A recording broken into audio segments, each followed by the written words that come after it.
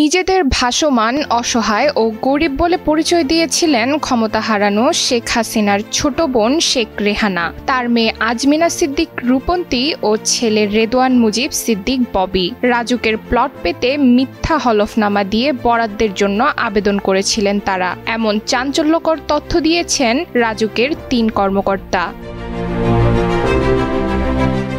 বৃহস্পতিবার ঢাকার ৪র্থ বিশেষ জজ আদালতে সাক্ষ্য দেন রাজুক উপপরিচালক মুহাম্মদ মাহবুবার রহমান, সহকারী পরিচালক অসীম শীল ও পরিচালক উল্লাস চৌধুরী। সাক্ষীরা শেখ রেহানার পক্ষ থেকে তৎকালীন প্রধানমন্ত্রীকে প্লট বরাদ্দের আবেদনের চিঠি এবং আসামিদের মিথ্যা হলফনামা সহ জব্দ তালিকার ৪৪টি নথির বিষয়ে সাক্ষ্য দেন।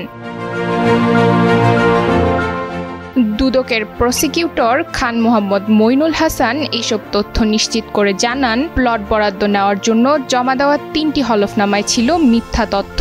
আসামিদের ঢাকা শহরে ও ঢাকার বাইরে একাধিক প্লট বাড়ি থাকা সত্ত্বেও মিথ্যা হলফনামা দিয়ে তারা প্লট বরাদ্দ নিয়েছেন। তারা জানিয়েছেন, ঢাকা ও নারায়ণগঞ্জের আশপাশে তাদের কোনো বাড়িঘর নেই কোনো সম্পত্তি, নিজ নামে এবং পোষ্যদের নামে কোনো সম্পত্তি নেই। কোনো সম্পত্তি না থাকায় তারা অসহায়। প্লট বরাদ্দের দুর্নীতির অভিযোগে গত জানুয়ারিতে পৃথক ৬ মামলা দায়ের করে দুদক। গত ৩১ জুলাই এইসব মামলায় চার্জ গঠন করে বিচার শুরু করে আদেশ দেন আদালত। চার্জ গঠন শুনানির সময়ে আসামিরা পলাতক থাকায় তাদের বিরুদ্ধে গ্রেপ্তারি পরোয়ানা জারি করা হয়। পৃথক ৩ মামলায় শেখ হাসিনা ও তার বোন শেখ রেহানা, টিউলিপ রিজওয়ানা সিদ্দিক, আজমিনা সিদ্দিক রূপন্তী সহ ২৩ জনকে আসামি করা হয়েছে।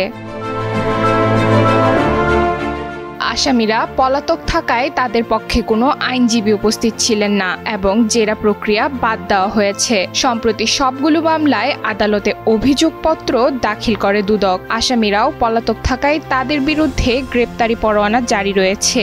সাক্ষ্য গ্রহণ শেষে আগামী ৪ সেপ্টেম্বর পরবর্তী তারিখ ধার্য করেন আদালত। পৃথক ৬টি মামলায় শেখ হাসিনা, ছেলে সজীব ওয়াজেদ জয়, মেয়ে সাইমা ওয়াজেদ পুতুল, বোন শেখ রেহানা, রেহানার মেয়ে টিউলিপ রিজওয়ানা সিদ্দিক, ছেলে রেদওয়ান মুজিব সিদ্দিক ও অপর মেয়ে আজমিনা সিদ্দিক সহ আরও অনেককে আসামি করা হয়। ডেস্ক রিপোর্ট, সময়ের আলো।